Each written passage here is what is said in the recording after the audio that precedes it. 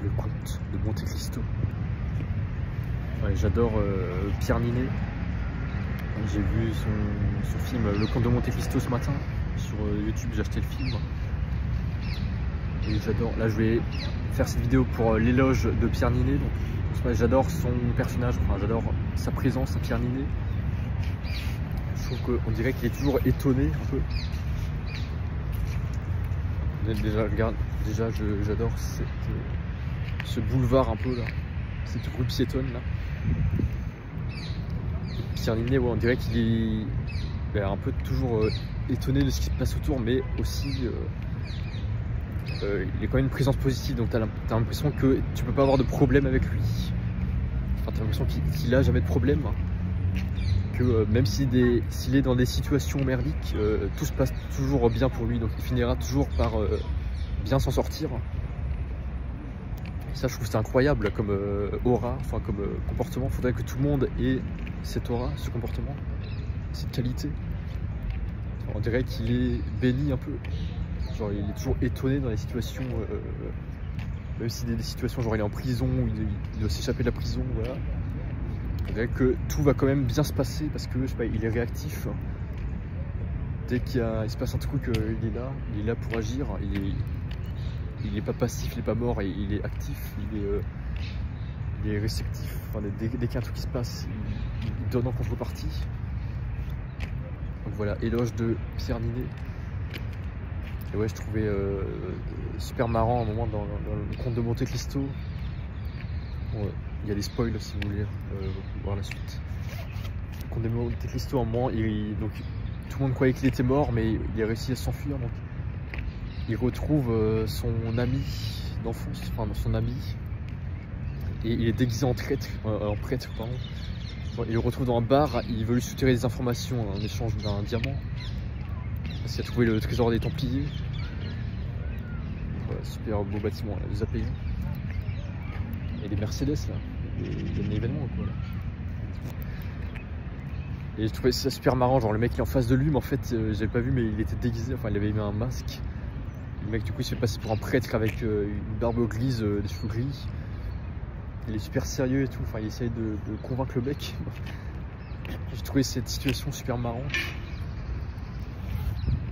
Je trouve ça bien, je trouve que ça c'est le but des films, le but du cinéma et le but de l'art.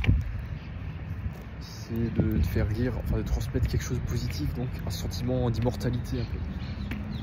T'as l'impression que le mec il était mort, mais en fait il est là, il s'est juste déguisé en quelqu'un d'autre. Il a juste changé de personnage. Et même à son pote, il lui ment, enfin il dit que c'est pas lui, mais il se fait passer pour un prêtre.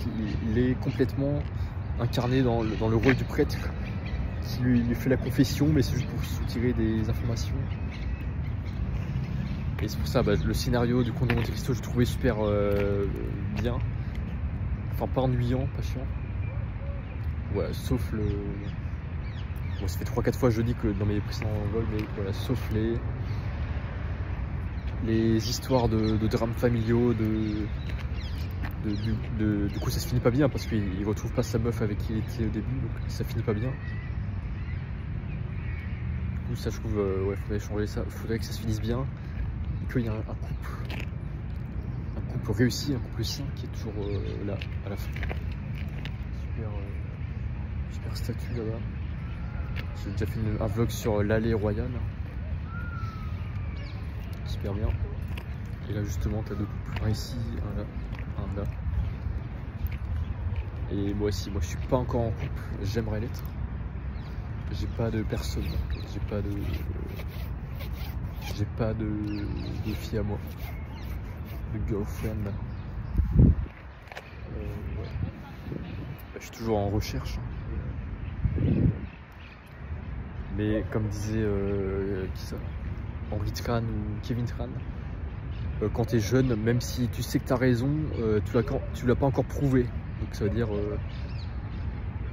même si tout est là, même si tu as toutes les qualités, tu fais tout ce qu'il faut, tu peux pas agir parce que même si tu fais tout ce qu'il faut, ça prend des mois à s'enrichir, à se faire reconnaître par tout le monde. À te faire intéresser par les autres. Enfin, là j'ai l'impression que je suis invisible, hein. Personne ne me voit. j'envoie des messages à des filles mais j'ai pas de réponse, donc j'ai l'impression que je suis invisible. Donc bah voilà, faut attendre au moins 10 ans que je m'enrichisse, que je monte ma boîte de production.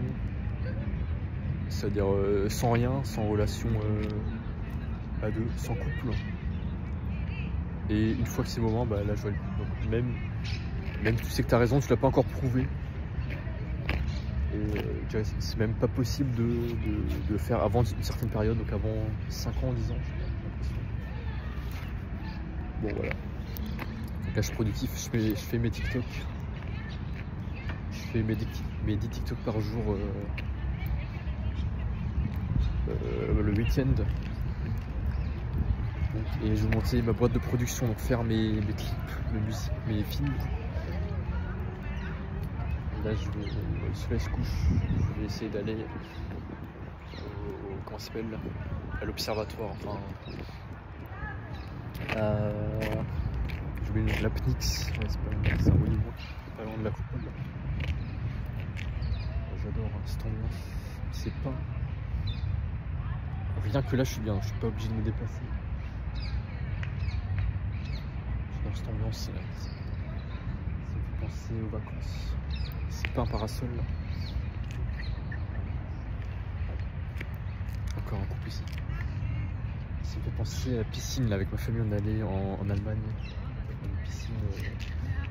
Une piscine en plein air avec des pins comme ça. Et, là aussi, très belle personne. Hein.